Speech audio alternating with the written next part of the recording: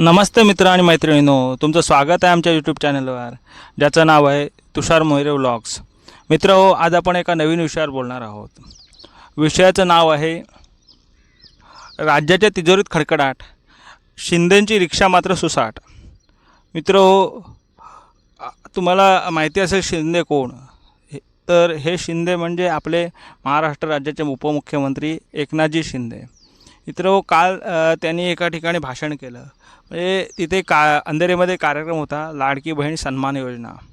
या सभेमध्ये त्यांनी भाषण केलं की आम्ही लाडकी बहीण योजना कधीच बंद पडून देणार नाही. कोणी मायका लाल आला तरी लाडकी बहीण योजना बंद होणार नाही. त्याचा व्हिडिओ देखील आज यूट्यूबवर आहे. म्हणजे ते भाषण यूट्यूबवर आहे, ते तुम्ही बघू शकता. आणि त्याचे काही स्क्रीनशॉट पण आपल्याकडे आहेत, फोटो. ते मी तुम्हाला इथे म्हणजे ह्या व्हिडिओमध्ये टाकतच आहे, ते तुम्ही बघा. पण त्यांनी हे जे भाषण केलेलं आहे ते म्हणजे लाडक्या बहिणींना खुश करण्यासाठी ते केलेलं भाषण आहे की आम्ही ही योजना कधीच बंद पडू देणार नाही. पण मला असं वाटतं की खरोखर सरकारकडे पैसा आहे का, की तुम्ही या योजना नवीन चालू करताय आणि त्यासाठी जनतेला जे राज्य तिजोरीतला पैसा खाली करत आहात. राज्य तिजोरीत पैसा नाही आहे. त्यांनी आज राज्यावर 11 लाख कोटीचं कर्ज आहे आणि तुम्ही महिलांना 1500 रुपये देण्याची भाषा करत आहात. आता त्यासाठी खर्च तरी किती आहे? तर वर्षाचा 26,000 कोटीचा खर्च आहे ही योजना राबवण्यासाठी. मग हा पैसा शिंदेसाहेब कुठून आणणार? शेवटी हा पैसा जनतेच्या टॅक्समधूनच जातो. आणि टॅक्स कुठून वसूल होतो? तर जनता जी वस्तू खरेदी करते त्याच्यावर GST लावला जातो आणि त्यातून तो पैसा वसूल केला जातो. म्हणजे या हाताने घ्यायचं आणि त्या हाताने द्यायचं, हाच प्रकार आहे.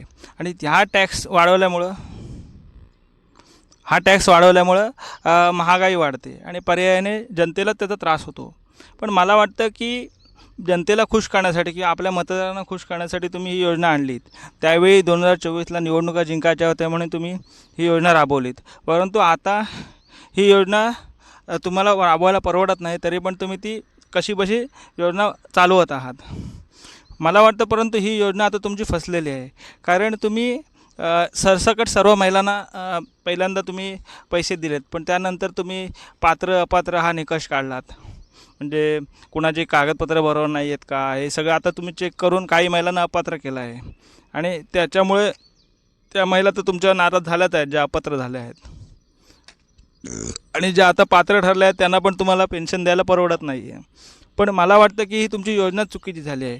कारण तुम्ही ज्या निराधार, वृद्ध किंवा ज्या गरीब महिला आहेत त्यांनाच तुम्ही दिलं पाहिजे होतं. बेरोजगार महिला, त्यांना तुम्ही या योजनेचा लाभ द्यायला हवा होता. तुम्ही सरसकट सर्व महिलांना लाभ दिला आहात. ज्यांच्या घरी 2-2, 3-3 माणसं कमवत आहेत किंवा ज्या महिला स्वतः नोकरीला जात आहेत त्यांना देखील तुम्ही 1500 देत आहात. त्याच्यामुळे तुमची ही योजना फसलेली आहे असं मला वाटतं. तुम्ही आधी काहीतरी एक क्रायटेरिया ठरवला पाहिजे. बाबा, अपंग महिला आहे, अपंग विधवा किंवा जी खरोखर म्हणजे जिला गरज आहे अशा महिलांना तुम्ही ते या योजनेचा लाभ दिला पाहिजे असं मला वाटतं. आणि तुम्ही जे सांगत आहात की आम्ही ही योजना ऊपर से कोई मायका लाल आएगा तो भी ही योजना बंद नाही पडणार, असं जे तुम्ही सांगितलेलं आहे ते मला चुकीचं वाटतं. कारण राज्य तिजोरीत आता पैसे नाही आहेत, खडखडाट आहे. आणि मग तुम्ही ही योजना कशाच्या आधारावर राबवण्याची भाषा करत आहात? तर जनतेच्या टॅक्समधूनच तुम्ही ही योजना राबवणार आहात. त्याच्यामुळे मला वाटतं की आता शिंदेसाहेब तुमची रिक्षा जरा थांबवा आणि थोडासा ब्रेक लावा. कारण जनतेवरती ह्या योजनेचा भार पडत आहे. म्हणून मी तुम्हाला असं सांगतो की तुम्ही आता ही योजना थांबवा आणि योग्य महिलांनाच या योजनेचा लाभ द्या. चला तर मित्र, मी आता तुमचा निरोप घेतो. पुढच्या वेळी आपण एका नवीन विषयावर बोलू आणि पुढच्या व्हिडिओमध्ये आपण एका नवीन विषयाला हात घालू. धन्यवाद. जय हिंद, जय महाराष्ट्र, जय भारत.